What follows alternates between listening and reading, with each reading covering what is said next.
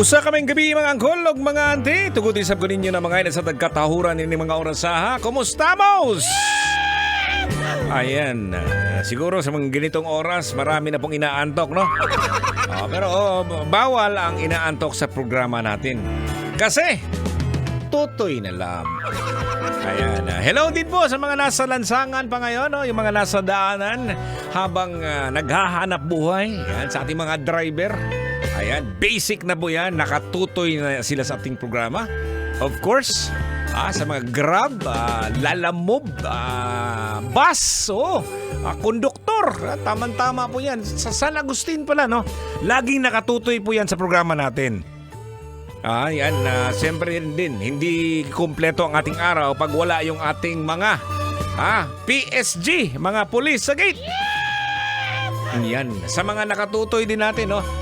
Sa mga kainan pala, may napansin ako na dumadami na po yung mga kainan sa ganitong oras na nakatutoy na rin. Oo, hindi ko lang babanggitin. Okay, no, ang pinag-uusapan po natin dito mga kabisyo ay etong sinasabi natin na ang kahalagahan ng gabi. So ang gabi lang ay hindi lang talaga isang panahon ng pagpapahinga. Kaya pagtulog, meron din itong mahalagang papel sa buhay ng tao at sa buong ecosystem. Yeah, words, no? Yung iba naman kasi, gising na gising pag gabi. Alam mo, may mga gano'n, no? Especially sa mga may trabaho. Yeah, words, ha? Yung mga may trabaho, ha? Hindi yung mga pasaway dyan na gising kahit na gabi.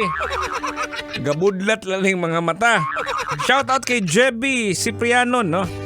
Sabi na, hello Toy, kag-upay man imo mga song, tama-tama, iniwan ako ng jowa ko. Sumasakit. Ay, nako naman. Sa mga ganitong oras, pag may problema ka, ay sus, ikaligo lang na. Maligo na, mawala na yung problema mo.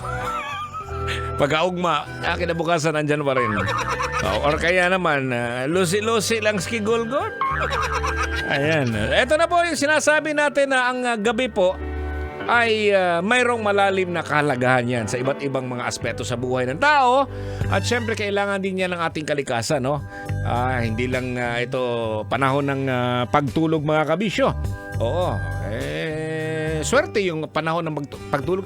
Ito nga sinasabi natin, iba pa rin talaga yung tulog sa gabi kaysa sa araw. Ako, yung tulog ko mga kabisyo is mamaya pang madaling araw, no? Tutulog ako siguro mga alas 4 or alas 5 na. Alas 5 na madaling araw, ganun. Ganun tayo antukin, no? Pero dahil na rin yan sa ating trabaho at walang problema yan. Mas matuto lang po tayo, no? Na balansihin ang ating buhay. Yung lifestyle natin, yung tulog natin, huwag kalimutan, yung magpa-relax tayo. Kahit paminsan-minsan lang po mga kabisyo kasi hindi naman po pwede yan na laging gano'n, no? Kung po pwede lang sana, pag umaga yung trabaho ko, naman tanghali, magiging gabi naman yung pahinga mo. Pero pag yung trabaho mo, kagaya ikaw ngayon, na nasa biyahe ngayon, hanap buhay mo yan, angkol. Hindi natin alam. Kung anong di ba, okay lang yan. Basta lang balansihin lang natin mga kabisyo. Awards, At sa mga siyempre, imbitahin ko na lang sana yung mga kabisyo po natin, na lagi nakatutoy sa ating programa. Ayan, 9 p.m. hanggang 12 midnight. So eto lang po yung programa natin sa 90.7 Love Radio. Daghang kayo salamat sa pagtutoy mga kabisyo. Ito pa rin inyong Uncle Totoy magpapaalam ngayon.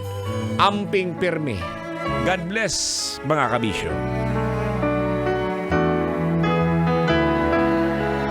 Kailangan pa bang i-memorize yan? Love Radio Basic!